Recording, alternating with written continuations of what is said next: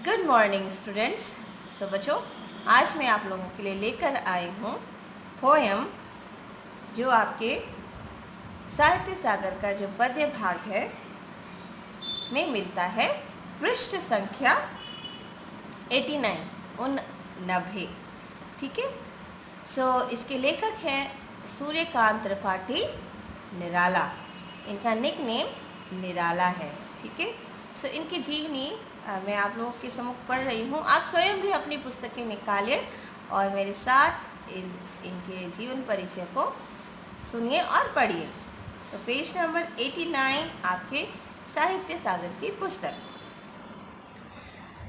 सूर्यकांत त्रिपाठी निराला। महाकवि सूर्यकांत त्रिपाठी निराला का जन्म सन 1897 ईस्वी में बंगाल के मेदिनीपुर जिले में हुआ। इन्होंने बांग्ला, अंग्रेजी, संस्कृत और हिंदी हाई स्कूल की कक्षा तक आते आते सीख ली थी। क्या क्या सीख लिया था इन्होंने?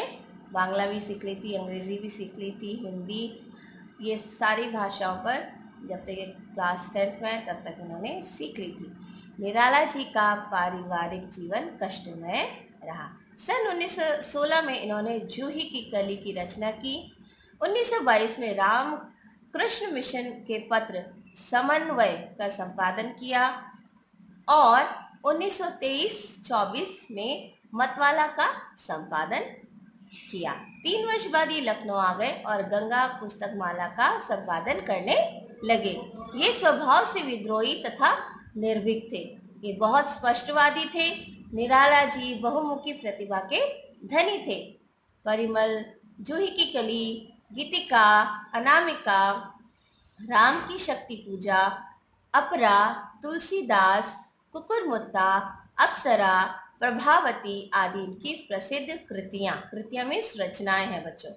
और 15 अक्टूबर 1961 में इनका देहावसान हुआ। देहावसान यानी कि इन्होंने शरीर को त्याग दिया, इनकी मृत्यु हो गई। सो ये इनके जीवन का संक्षिप्त परिचय है। और आइए बच्चों, हम इस कविता की व्याख्या को सुनेंगे और समझेंगे। सारा इसका जो केंद्रीय भाव है बच्चों, मैं वो आप लोगों के सम्मुख रखना चाहती हूँ कि एक्चुअली कवि इस कविता के माध्यम से हम पाठकों को क्या संदेश देना चाहता है, क्या बातचीत करना चाहता है। सो इन्होंने एक राष्ट्रीय समस्या को हमारे सामने रखा है और एक जो भिक्षुक है यानी कि भिखारी है, उसकी शारीरिक और मानसिक दोनों स्थितियों का उन्होंने सजीव चित्रण किया है बच्चों। दुर्बल शरीर है, असहाय अवस्था में बच्चों की जिम्मेदारी एक मनुष्य को किस प्रकार दूसरों के आगे हाथ फैलाने को मजबूर कर देती है और लोगों की दया पर अपना जीवन पालना उसकी विवशता बन जाती है। ठीक है। सो इसका बड़ा ही सुंदर रीति से उन्होंने कुछ ही कविता शॉर्ट लिखी जाती है तो कविता की पंक्तियों के आधार पर बड़ा ही सुंदर रीति से उन्होंने अपनी लेखनी चलाई है। सो चलिए बच्चों, हम इसको पढ़ेंगे। भिक्षुक, पेज नंबर 90। सो बच्चों, इस प्रकार से ये कविता की पंक्तियां हैं। वह आता दो टूक कलेजे के करता, पछताता पद पर आता। सो इन पंक्तियों का अर्थ मैं आपको पहले बताती हूँ, फिर आगे की पंक्तियां मैं पढ़ूंगी। जो कवि हैं वो इस भिखारी यानी कि भिक्षुक की जो दयनीय अवस्था है बच्चों, उसका वर्णन करते हुए क्या कह रहा है कि जब भी वो भिखारी मुझे नज़र आता है तो उसे देखकर मुझे बहुत ही तरस आता है। मेरा हृदय वो बहुत दया और करुणा और पीड़ा से भर जाता है और मेरे कलेजे के टुकड़े टुकड़े हो जाते हैं। उसे देखकर ऐसा प्रतीत होता है मानो उसे भी अपने इस जीवन पर बहुत पछतावा हो रहा है। उसने कभी ऐसे जीवन की कल्पना नहीं की होगी जो उसे जीना पड़ रहा है, और ऐसे ही कोई भी मनुष्य इस प्रकार के जीवन की कामना नहीं करता बच्चों। ठीक है। सो आगे मैं पढ़ रही हूँ। पेट पीठ दोनों मिलकर हैं एक, चल रहा लकुटिया टेक, मुट्ठी भर दाने को भूख मिटाने को, मुंह फटी पुरानी झोली को फैलाता, दो टूक कलेजे के करता, पछताता पथ पर आता। सो यहाँ पर जो ये भिखारी है, भिक्षुक है, ठीक है, सो उसकी शारीरिक दशा भी यहाँ पर बता रहे हैं कवि। सो वो कहते हैं कि इतना कमज़ोर है उसका शरीर कि उसका पेट और पीठ दोनों भरपेट भोजन नहीं मिलने के कारण चिपक गए, एक हो गए। सीधा खड़ा होकर चलने की ताकत भी उसमें अब नहीं बची है। इसलिए मजबूरन अब वो क्या कर रहा है, उम्र तो ठीक है लेकिन मजबूरन भूख के कारण लाठी का सहारा लेकर चल रहा है। अपने पेट की खातिर, अपनी भूख मिटाने के लिए वह सड़कों पर घूम घूम कर सबके सामने अपनी फटी पुरानी झोली फैला फैला कर भीख मांग रहा है। ठीक है, और जिसमें उसे मुट्ठी भर अनाज पेट भरने के, जिसमें उसको मुट्ठी भर, जो झोली है उसमें उसको थोड़ा सा अनाज उसका पेट भरने के लिए मिल सके, इसलिए उसने झोली फैलाई है। सो आप लोगों ने भी भिखारियों को देखा है और किस प्रकार से वो मांगते हैं वो भी आपने देखा है। सो ये बड़ा सुंदर और करुणा में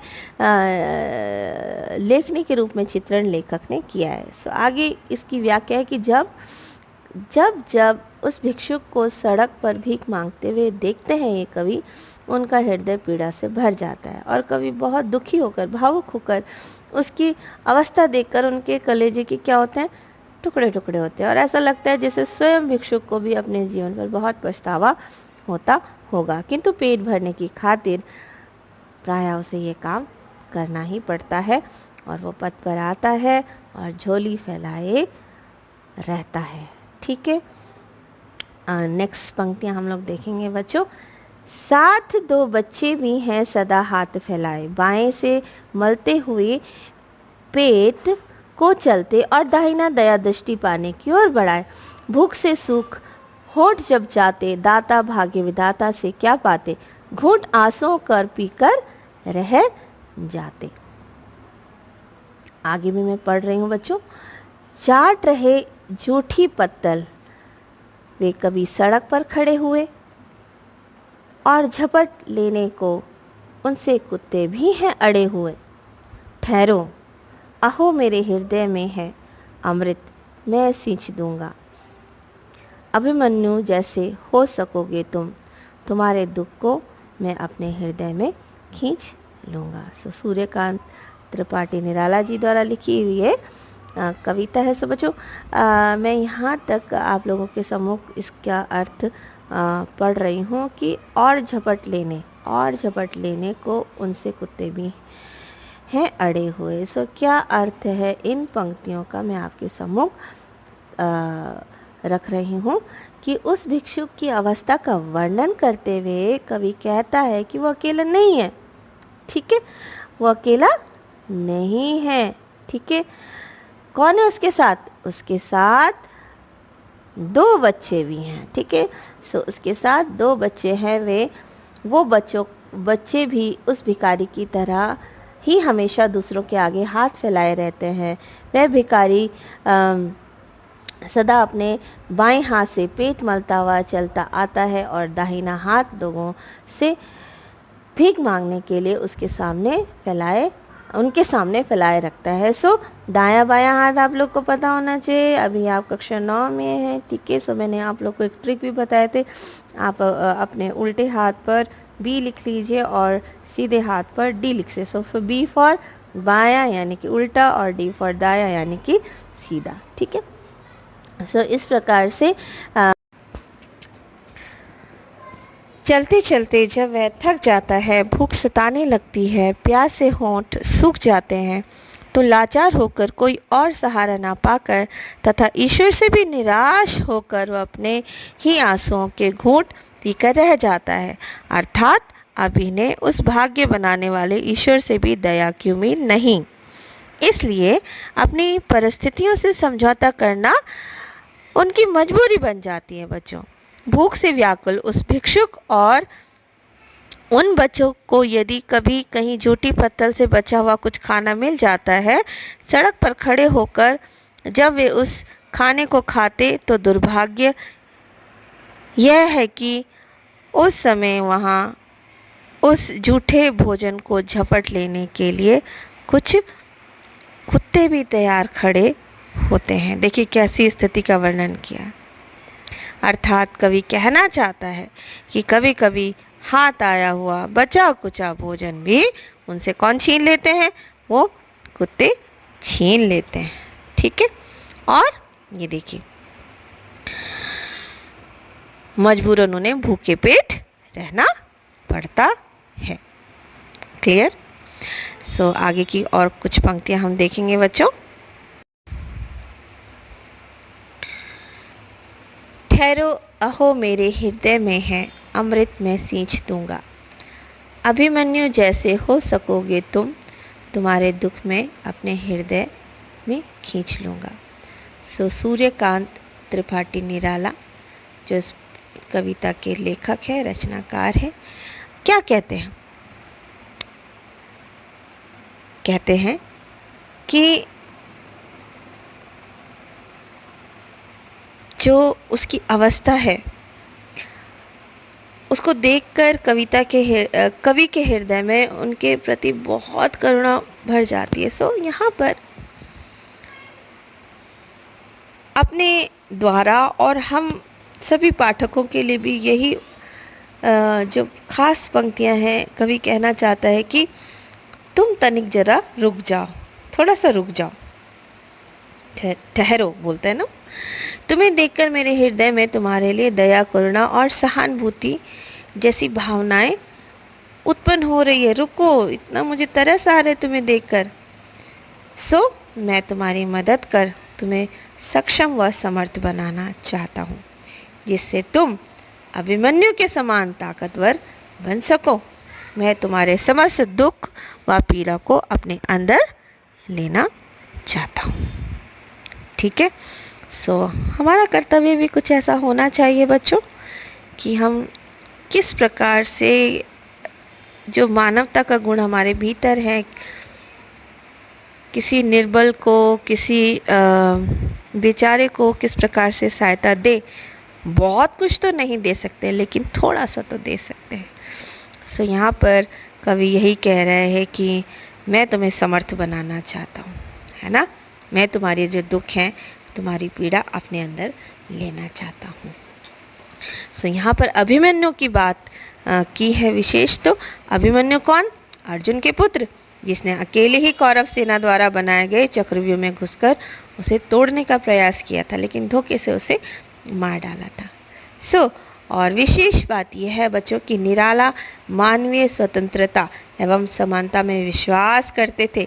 इसी कारण भूख से पीड़ित व्यक्ति के दुख और मानवता के इस कलंक का पूरा दृश्य उन्होंने इस सूक्ष्म सी छोटी सी पोयम में चित्रित किया है। अगर आप इसको इमेज करें कि किस प्रकार, अगर आपने ध्यान भी दिया होगा कि कविता को पढ़ते वो भिखारी की पिक्चर हमारे सम्मुख आ गई है, दिखता है हमें। सो बहुत ही सुंदर तरीके से ये कविता को उन्होंने लिखा है और मैंने आप लोग को समझा दिया है। सो आई होप आपको इस कविता की व्याख्या समझ आई होगी बच्चों, और अब आप इसके प्रश्नों के उत्तर स्वयं भी दे सकोगे। और अगर नहीं समझ आए, इस वीडियो को दोबारा देखें। आप मुझे कॉल भी कर सकते हैं, मैसेज भी कर सकते हैं। सो ये कविता हमने फिनिश की है और अभिमन्यु का यहाँ पे जिक्र आया है। सो आप अभिमन्यु के बारे में स्वयं भी स्टडी करें, पढ़ें। So thank you for watching and listening. और अंत में बच्चों मैं आप लोगों से ये कहूँगी कि ये जो आपका कक्षा 9 है, ऑनलाइन माध्यम से हम लोग पढ़ रहे हैं।